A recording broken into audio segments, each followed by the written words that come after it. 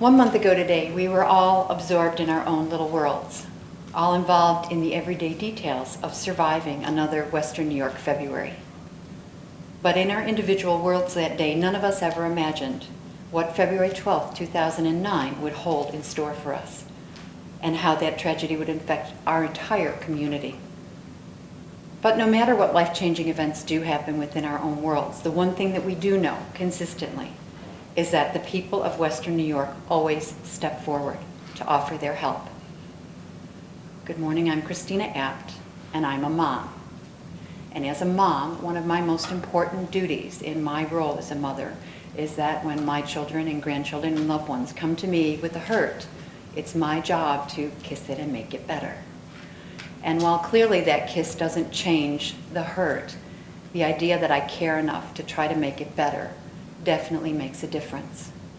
I stand here today as one of over 60 people in Western New York who have come together because of a very deep need to try to help, to try to make a difference.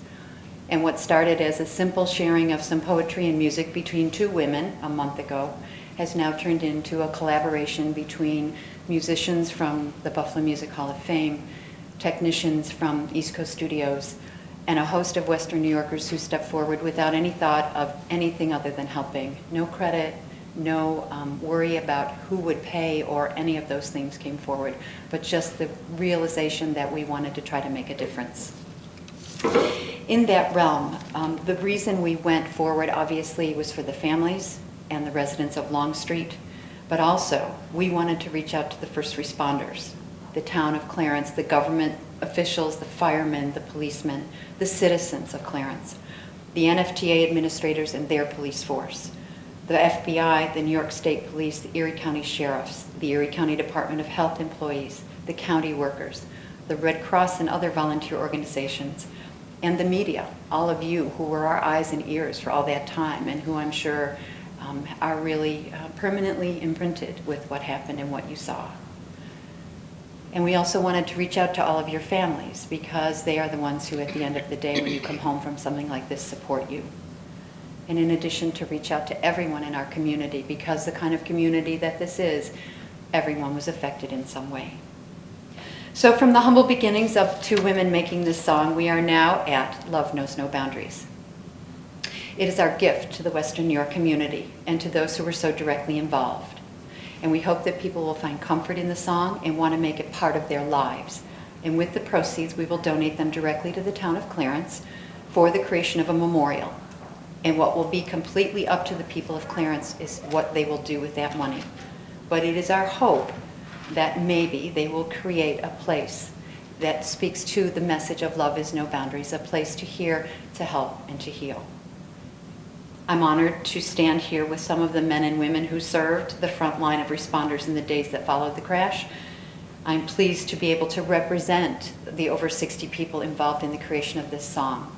As Reverend Eastlake stated, next Thursday at 7 o'clock, the musicians and everyone involved will be at the Eastern Hills Wesleyan Church for a performance, a live performance. It will be the first time that anyone has heard it.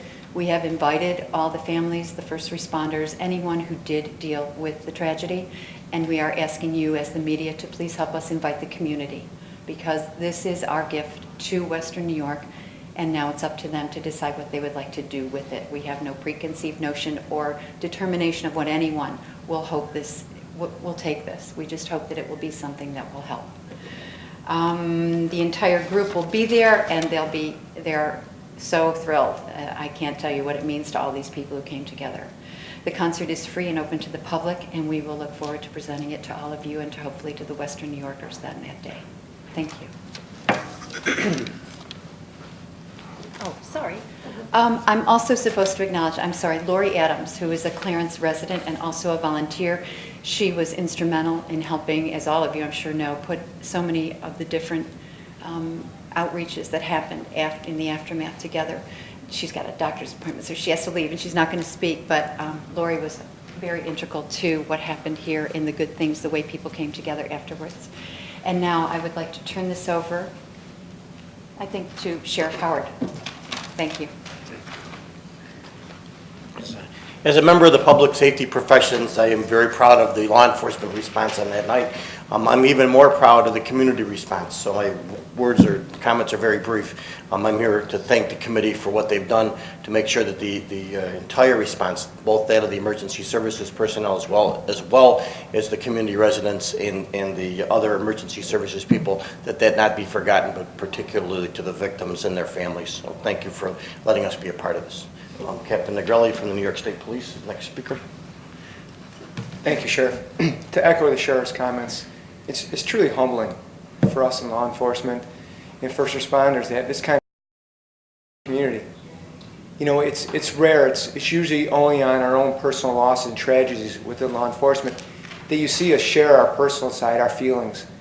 But as the hours passed and the days following this tragic event, you could see the wear and tear on the first responders. And the one thing that picked us up was the community. It was the people from Clarence and Western New York, and it's initiatives like this that really make us feel valued in our community, and we appreciate it. Thank you very much. I'm Laurie Bennett, a special agent for the FBI of Western New York. I'm so very proud to be here today, just to thank all the local law enforcement partners that we've worked with and the NTSB, because at the heart of it, whether you were a Clarence volunteer fire department or Buffalo Fire Department or New York State Police, Erie County Sheriff's Office, Amherst PD, whatever it is, we treated that scene with the utmost respect and dignity, knowing that it was about the victims' families. And although all of you know that I wasn't raised in Western New York, it has been my home and my community for the past 3 years, and I'm very proud to be part of this community. The efforts that everyone pulled together during this tragedy and times of crisis really showed me, I had heard the saying that this was a city of good neighbors. And not only that, I believe that to be true, but I would reiterate that it is a city of great neighbors. And thank you for letting me be a part of this wonderful community for the past 3 years, and I hope to be many more years to come. Thank you. Any questions? Yeah. At this time, as I stated earlier, we will allow for questions and answers specifically on the song. That's what we're here for today. So just questions related to the song will allow. Christina, can you just tell us a little bit about what the song says? Well, you all have the lyrics. Basically, it was definitely founded in the tragedy, but it's based on the idea that life goes on, and at some point in time, all of us have to find that path to be able to go forward. And as it says in the songs, you know, babies will be born and schedules will be kept, but we have to figure out how to go forward. And in this community particularly, it's about the city of good neighbors. It's about the way all of us come together to make that happen. And there's a line in the song, it's just who we are. It's just the way that this community goes forward. And we just wanted to express that so deeply, and that's where it came from. I will tell you one of the things, while this is so solemn and we're so respectful of the loss, we also wanted there to be some element of joy in the song. And it starts out with one singer. Noah Bursey is the lady who wrote the song with me. She did all the music, although she doesn't read a note. And we included in every CD, there'll be a sticker, which you all have on today. And our hope is that it will become a symbol to this community, that people will put it on their briefcases, on their books, on their lapels, wherever. Just a way to connect, because I think that's what was so, everyone wanted so much to connect somehow. You wanted to reach out and do something. And while clearly this isn't a personal to the families, it's the closest thing we could think of with the respect that everyone heals at a different pace. And so if it's something that you're ready to do now, that's great, but for others it may be years. And so hopefully this song will help this community decide what they would like to do. If people want to buy it, that's great. That would be awesome. But this was our chance to do something, to give back and then give it to the community and say, now you decide what you would like.